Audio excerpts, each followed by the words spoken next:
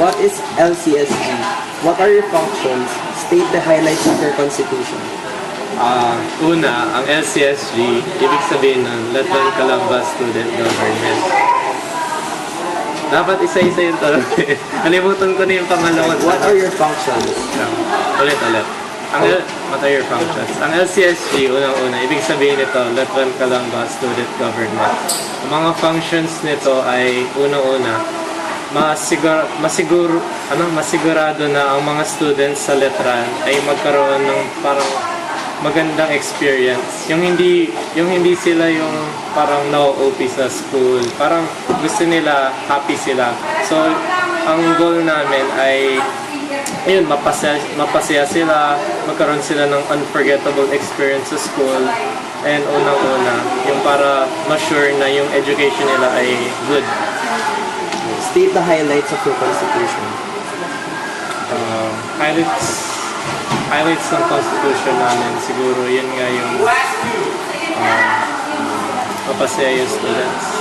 Yeah.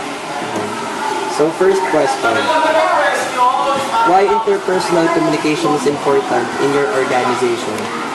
Interpersonal communication is important kasi sa communication pa lang, dun kayo nagkakaroon ng isang pagde-debate sa isang problem kung anong gusto ng isa, kung anong gusto ng isa.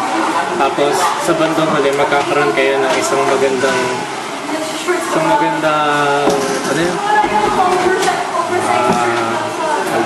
idea. Yan. Number 2, what are the certain problems and barriers that you encounter in implementing your programs?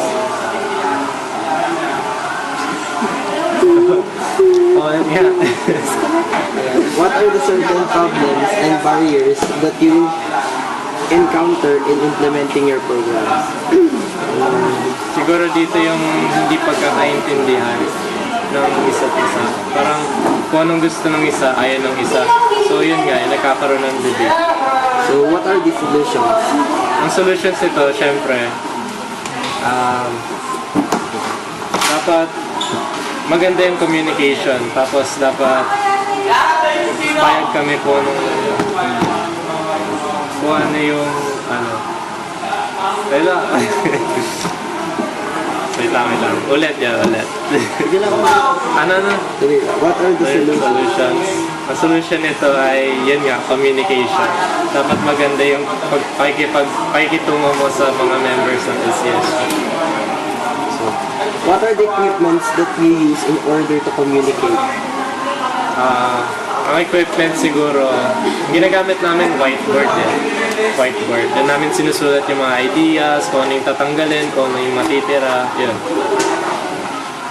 What can you say about this? All the staff in an organization should undergo training. Siyempre, kung sasali ka dito sa organization na to, dapat may experience ka. Dapat alam mo kung anong gagawin mo, kung anong position mo. Kasi kung hindi mo alam yung gagawin mo, anong way tutulong mo sa staff mo to, sa pagiging staff mo. So, ikaw, what is your training? Siguro nag-training ako sa pagpapatunay ko na kaya ko gawin yung isang bagay na to bilang isang staff. Kasi dati, kasali din ako sa parang organization na ganito. So may experience din ako. So pinatunayan ko rin sa LCSG na kaya ko. What is your criteria in choosing your staff? Hindi ko alam. Hindi ako. Ano ba? Criteria. Bigyan mo ako isang full. Dapat, minsan dapat mag-prove na dapat experience. So, ganun din ba yung hinahanap niyo sa Okay. Ang criteria ko ay siguro yun nga, dapat ma-prove na kaya mo yung gawin yung isang bagay na to bilang isang officer ng LCSG. Okay, last na. What quality of yours can you contribute in development for the school? Siguro yung quality of leadership. Kasi kailangan, syempre ito yung main organization ng school, supreme organization. Dapat ikaw yung nagli-lead sa mga students patungo sa isang magandang Samahan. samahan. Thank you so much. Thank you po.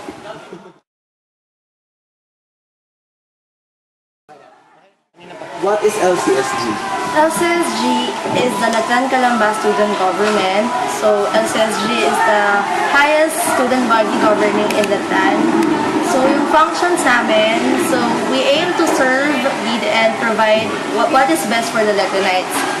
So we develop projects and activities sa mga kapwa nating Letranista. So state some highlights of your constitution. Highlights like Yung pinaka-point po ng constitution. yung constitution namin, parang ayun na rin yung aim namin eh. Kung ano yung best for the Letranites, kung ano yung quality na pwede namin sa kanilang mabigay. First question po. Why interpersonal communication is important in your organization? Interpersonal communication is very important to us kasi nga we are developing projects and activities not only dito lang but buong sa Letran community. So kailangan namin makipag-interact sa mga offices, sa mga admin, sa mga ibang RSO, ibang organizations para ma-implement at para maging maayos ang projects and activities namin. What are the certain problems and barriers that you encounter in implementing your programs? Time kasi minsan nagagamol kami sa oras. Minsan nandiyan na yung projects. Tapos ngayon lang magpaplano. So therefore, kung gahol kami sa time, lahat yun nasasagasaan na. So lahat minsan kulang kami sa pag-implement ng duties ng mga committees namin. Yung mga kanyari, tulad na lang ng freshman night namin.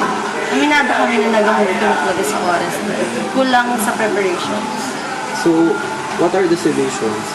Solution, siguro, kung may project kami, kunyari, for the month of October, ngayon pa lang September, plano na ahead of time.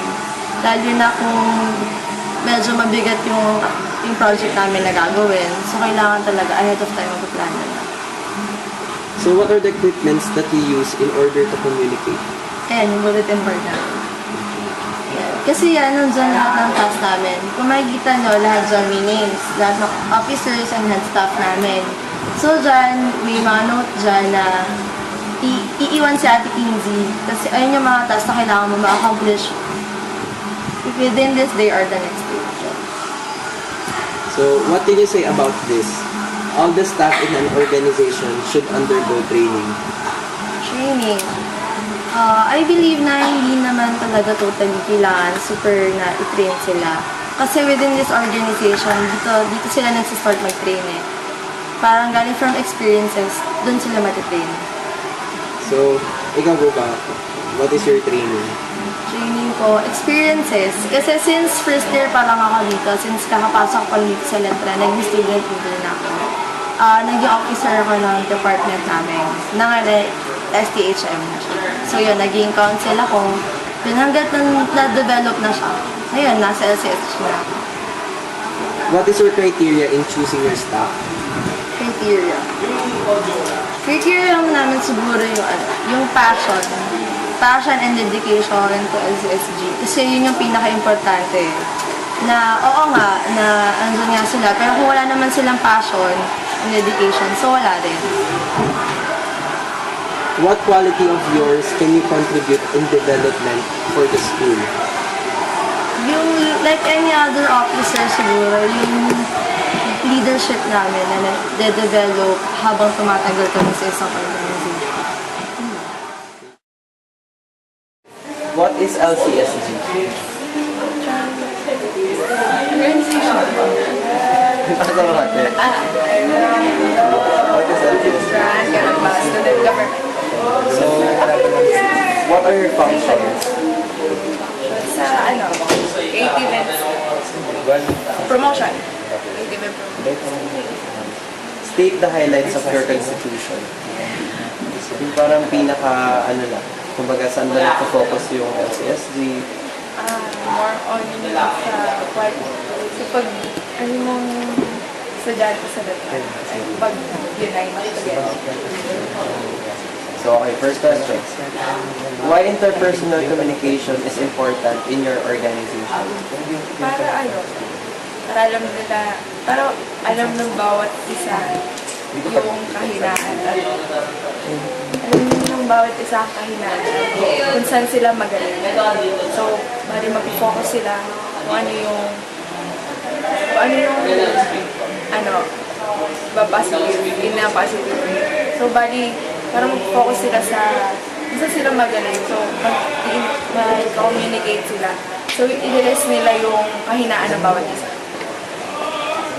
So, what are the certain problems and barriers that you encounter in implementing your programs? Tingin ko yung una-una budget. Pero budget. Kasi hindi naman lahat tugunan ng budget. Kasi, syempre, katulad ng freshman na ito. Sobrang daming gusto namin. Gusto namin siyang pagandahin na sobrang, alam mo yun, yung parang, yun yung pinakamagandang part na mapupuntahan nila. Kaso, wala talaga sobrang. Okay, so, ano yung mga naging solusyon? So, ang ginawa namin, kung saan kami magiging, maganda siya, oo, pero, yung saan magiging sulit pa. Ganun. So, what are the equipments that you use in order to communicate? Phone. Phone sa LCSG. So, sa ano po, sa student body.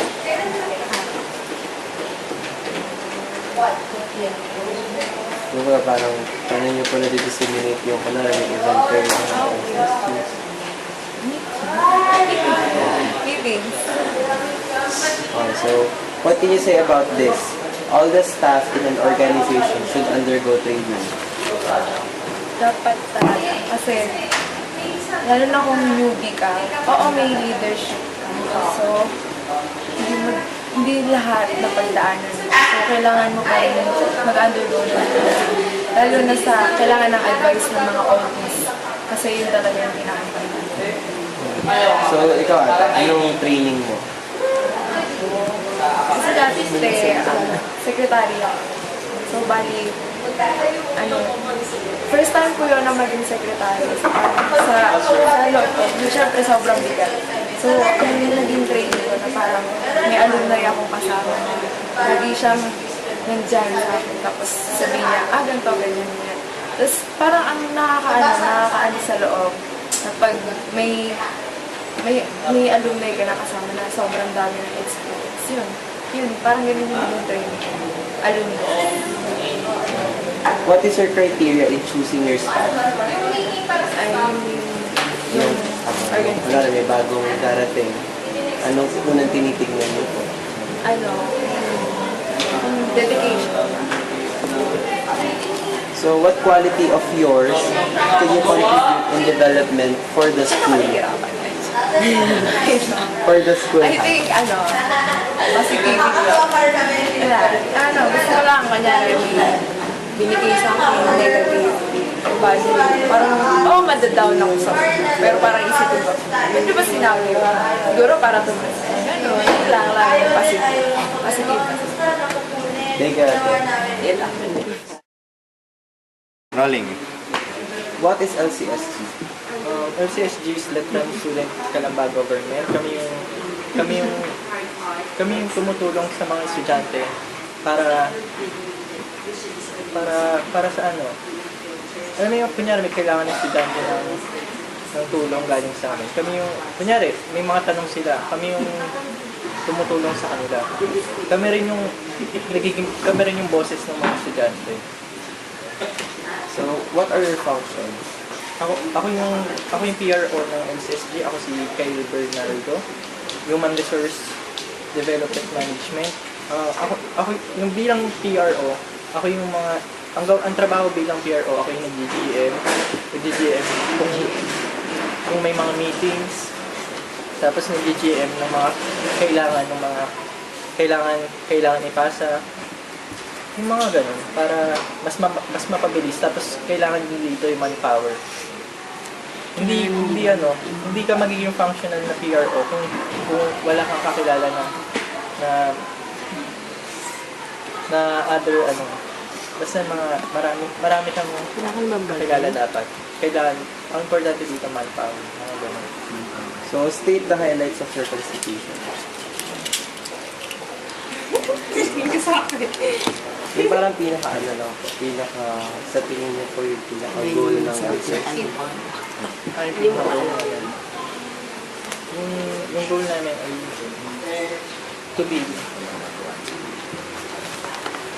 lead tapos talagang tumulong sa mga estudyante. My first question po yan. Why interpersonal communication is important in your organization? Bakit kailangan ng interpersonal communication? Bakit nga ba? Siyempre, kailangan natin ng interpersonal communication para mas maging maayos. From the term, maging maayos, parang siyempre, kunyari, hindi ka nakikinig dun sa hindi mo kinakausap ng directly yung tao, hindi kayo magkakaintindihan, parang mas magulo. So, mas maganda, mag-uusap kayo ng kayong dalawa, o kaya marami as a group, para mas maging productive yung isang gawain, mas maging maayos yung gawain, mas maging functional. So, what are the certain problems and barriers that you encounter in implementing your program? Yung nagiging problema. Ano nga ba? Isa sa mga nagiging problema, yung sa akin pagdating sa position ko, isa sa nagiging problema yung parang hindi lahat, kunyari, may darating officer, yun yung mga nakakausap ko. Pero pagdating dun sa members ng mga yun, hindi ko nakakausap. So parang nagkakaroon ng misunderstood dun sa mga gawain. Kunyari, na-explain ko ng maayos dun sa leader nila. Pero yung leader, hindi ganoon na-explain yung gawain. Parang doon nagkakaroon ng hindrance, nagkakaroon ng problema. Gawa sa maling pagsabi. So, mas maganda kung lahat ng mga members, kasama yung leader, nandun para kung sakaling hindi maunawaan ng leader, meron ding ibang nakakaalam para mas maging maayos yung mga gawain. So, what are the solutions po dun sa barriers? Ang solution ko din, syempre, kailangan may kasama rin yung mga, may accompany rin yung leader. So, what are the equipments that you use in order to communicate? Syempre, dun sa function ko, bilang PRO, kailangan namin ng phone, pang-contact sa mga leaders, sa mga members, sa mga students. Tapos, laptops. Bakit kailangan ng laptop? Syempre, dito, kailangan namin ng list.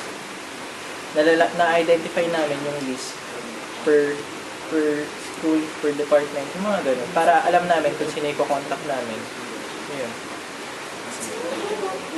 So, what can you say about this? All the staff in an organization should undergo training. Siguro ang training naman kasi, bilang sa akin bilang HR, ang training natututunan yun. Parang syempre, kahit na wala kang experience, kung talagang desidido ka, determinado ka, pwede kang pumasok sa isang bagay. Parang yung gawain na yun na mismo yung training sa'yo. Yung tipong may training, sa'yo, may parang changes sa'yo pag nandun ka na sa ano. So parang yun yung magiging training mo. Pero syempre, iba pa rin yun pagdating sa work. Kasi mas mapapabilis yung isang gawain kung talagang may experience ka na. So, ikaw po, what is your training? Yung training ko, siguro actually, talagang, first ko to, yung PRO. Dapat ako yung president ng SDMA, kaya lang, nagkaroon ng conflict. So, ayun, nalipat ako dito sa PRO ng SSG. Tapos, ayun, ang training ko dito, yung parang, hindi dito eh. Siyempre, kapag nagkaklase, alam mo yun sa groups, yun na rin mismo yung nagiging training sa atin. Parang tinetrain tayo how to lead. Ito yung parang nagbibigay sa atin ng lakas ng loob. Gawa na ng mga kasama natin. syempre kapag nagpapalit, syempre kapag nag-leave, kailangan mo rin ng mga kasama, hindi lang ikaw mag-isa. So, parang, tsaka yun sa mga experience, isa rin yun, dun sa parang nagiging, isa rin yun para dun sa nagiging use ng training ko. Dahil sa mga experience na pinagdaanan ko, dun ako naging improve. So, what is your criteria in choosing your staff?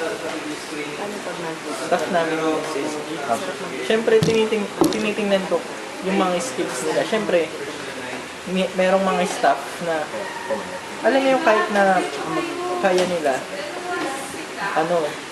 may mga student, ganito na, may mga student na nahihiyang sumali. Pero nakikitaan mo ng potential. So, yun yung parang nagiging sa akin na kunin sila kasi nakikita ko na kaya nila tong gawain na to. Kaya lang, natatakot lang sila dahil dun sa natatakot na wala silang lakas ng loob, pero alam kong kaya nila. Saka parang makatulong din sa kanila na mabago yung sarili nila. Saka pataasin yung kanilang self-esteem. So, last question po. Okay. Kaya what quality of yours can you contribute in development for the school? Qualities ko yung skills tsaka yung manpower. Kaya kapag kailangan ng school ng manpower, kaya kong mag-produce. Kaya ko rin tumulong sa kanila gamit yung knowledge ko. Kaya kong magbigay ng ideas sa kanila. Kunyari sa mga events na possible na mangyari, pwede. Tapos kaya ko rin mag-cite ng suggestions sa kanila para sa improvements, mga ganun. Siyempre, mas makakatulong yan. Thank you po. Thank you. Thank you po. Siyempre naman. Minsan.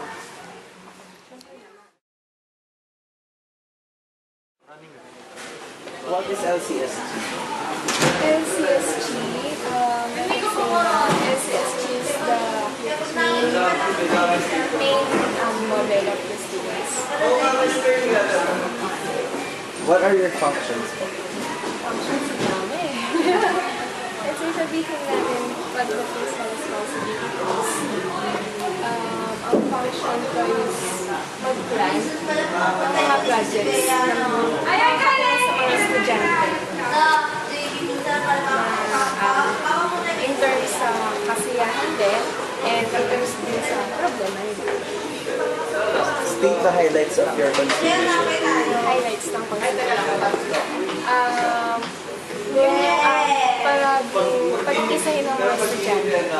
And hindi lang mga estudyante. Same din sa relationship between the admins and students. Kasi syempre, mas maganda kung nagkakaisa lahat. Yun. In case na may problem yung estudyante, sabihin mo lang kung iba. Pero diba, parang pangit naman nun. First question po. Why interpersonal communication is important in your organization? Napaka-importante yun kasi yan yung kumbaga solution sa problema lagi. Kasi nagsasabi natin na communication yung bridge sa successful na isang artist. Pag walang communication, hindi magiging aware lahat ng officers sa pag-close ng isang project. Number one yan sa ingredients. Kumbaga, ingredients siya sa isang food na masarap. So, what are the certain problems and barriers that you encounter in implementing your program? Barriers.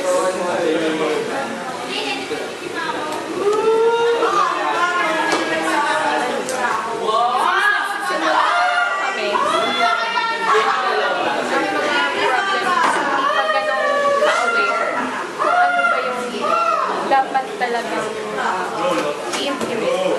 Kung ano yung process, papers, and sariling problema ng mga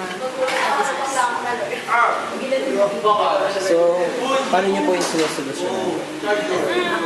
banding, trust. Ito po yung trust sa bawat isa. I-motivate mo yung mga officers. Tsatsagain sila. Hindi yung pagsasawaan mo.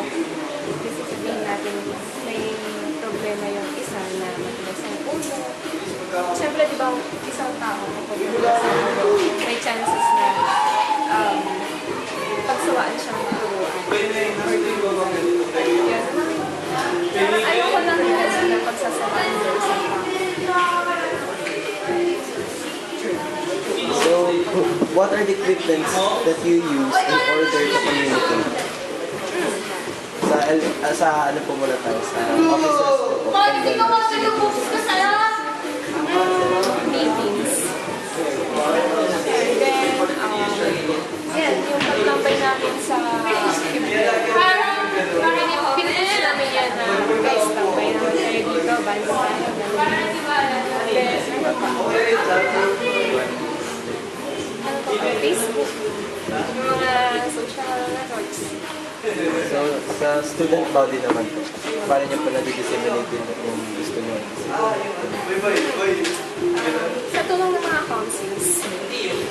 Then, yan, may SSG page. Then, ayun, parang meetings na rin na kailangan ito yung objective natin. So, pag sinabi namin yun, sari-sari yung i-discuss ng mga councils kung paano nililinis. Then, may PRO. Ayan. So, what can you say about this? All the staff in an organization should undergo training. Kasi, napaka-importante ng training. Let's say, sabihin natin sa isang tao, decidido siya. Willing siya sa challenges tsaka sa risk na matatanggap niya. Pero, aminadis niya wala siya. Kaya niya. Kakayanin niya. Kasi nga, willing siya. Pero sobrang nahihirapan siya. Kasi wala siyang willing. Yun yung disadvantage na wala. Either magiging successful siya, pero madaming zigzag yung dadaan. Pero pag may training ka, malaking tulong mo naman tayo para sa isang officer. Yun. So, kayo po, what is your training? Training ko. Yung pagiging independent ko. And then, nag-start ako maging officer third year. Ay, third year? Fourth year.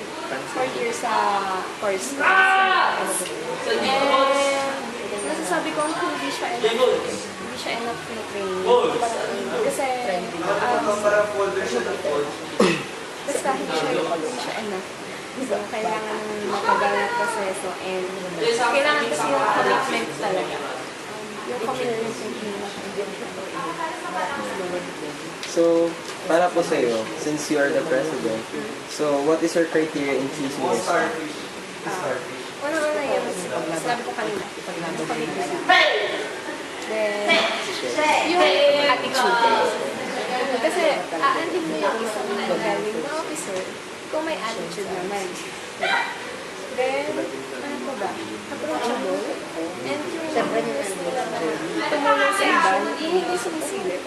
Sinisilip yung gawa na dito. Then, ano pa? Yung skills nila din. Then, ano pa ba? Ayun. Yun yung mga yun. So, what quality of yours can you contribute in development for the school?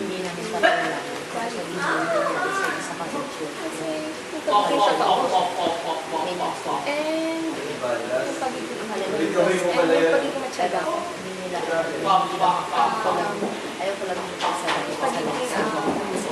Tiwala sa sarili. Isa-isa ng proud. Ano pa bang quality? Hindi ko kasi masasabi na 100% kilala ko yung sarili ko sa ngayon eh. So parang medyo hinahanap ko pa rin yung kabuuan. Isa to sa para mahanap at makuha yung quality na gusto ko para sa sarili ko. So, kumbaga, nasa highway pa lang ako.